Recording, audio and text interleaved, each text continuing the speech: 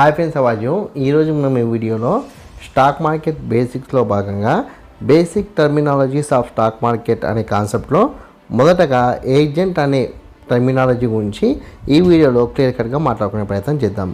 ఇక్కడ ఏజెంట్ అనే డెఫినేషన్ని చూస్తే కనుక a broker firm is said to be an agent when it acts on behalf the client in buying or purchasing of share at no point of time in the entire transaction the agent will own the shares.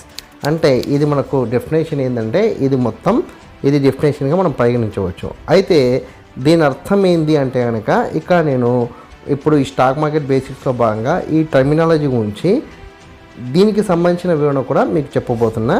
ఈ వివరణ కంప్లీట్గా మన వ్యవహారిక భాషలో ఉండాలనుకున్నా కాబట్టి వ్యవహారిక భాషలో చెప్పే ప్రయత్నం చేస్తున్నాం. ఇక్కడ చూడండి, ఏజెంట్ అంటే బ్రోకరేజ్ అంటే ప్రజెంట్ మనం ట్రేడింగ్ చేసుకుని చూసిందా, ఏంజల్ 1 లేకపోతే ధన్ లేకపోతే 5 పైసా ఇలా మనకి డీమాట్ అకౌంట్లని అందిస్తున్న సంస్థలనే మనము బ్రోకరేజ్ సంస్థలు అంటున్నాం. ఈ ఏజెంటు మరియు ఈ బ్రోకరేజు ఇద్దరు ఒక్కరే. అయితే ఇక్కడ ఈ కాన్సెప్ట్ యొక్క అర్థం ఏంటంటే ఈ బ్రోకరేజ్ సంస్థలు మనకి స్టాక్ మార్కెట్కి మధ్యలో వాదిగా పనిచేస్తూ మనం షేర్లని కొనడం లేదా అమ్మడం ద్వారా చేసే ట్రాన్సాక్షన్స్లో మీడియేటర్స్ అంటే బ్రోకర్లుగా ఈ బ్రోకరేజ్ సంస్థలు పనిచేస్తుండ్రు. వీటిని మనము ఏజెంట్ అని కూడా అంటున్నాం. అయితే ఇక్కడ ఏజెంట్కి మనం చేసే ట్రాన్సాక్షన్స్ మీద ఎటువంటి నియంత్రణ కానీ హక్కు కానీ ఉండదు. ఇక్కడ మనం చేసే ట్రేడింగ్ ట్రాన్సాక్షన్స్ కంప్లీట్ ప్రత్యక్షంగా మన ఆధీనంలో ఉంటాయి.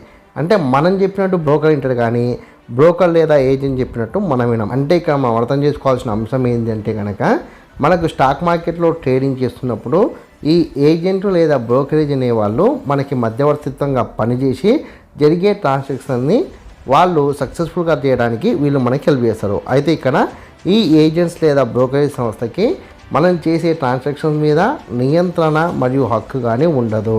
అంటే ఇక్కడ సింపుల్గా చెప్పాలంటే ఈ స్టాక్ మార్కెట్లో ఈ ఏజెంట్లను బేస్ చేసుకుని మనం ట్రేడింగ్ చేసి లాభపడ్డా అతడికి వాటా ఉండదు, నష్టపోయినా అతడికి సంబంధం ఉండదు. అంటే ఇక్కడ ఓన్ నిర్ణయం మనదే ఉంటుంది, కానీ అతను మధ్యవర్తిత్వంగా పనిచేస్తాడు.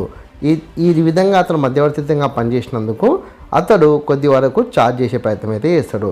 ఈ ఛార్జ్ అనేది ఎందుకంటే కనుక సింపుల్గా మనం అర్థం చేసుకోవాలని కోణంలో చెప్పే ప్రయత్నం చేస్తాం.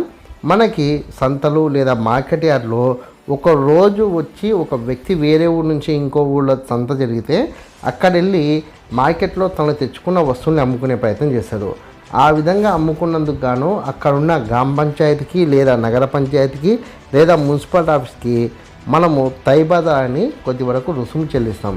చిన్న ట్రాన్సాక్షన్స్ కంటే ఒక మార్కెట్లో ఒక వస్తువుని అంటే ఒక రైతు పండించిన వస్తువుని అమ్ముకోవడానికి ఛార్జ్ చేస్తున్నప్పుడు ఈ స్థాయిలో మనం ఇన్కమ్ డబ్బుని జనరేట్ చేసుకుంటాం. కాబట్టి స్టాక్ మార్కెట్లో వీళ్ళు అందిస్తున్న ఈ సేవలకు గాను వీళ్ళు నార్మల్గా ఛార్జెస్ అనేది కలెక్ట్ చేస్తారు.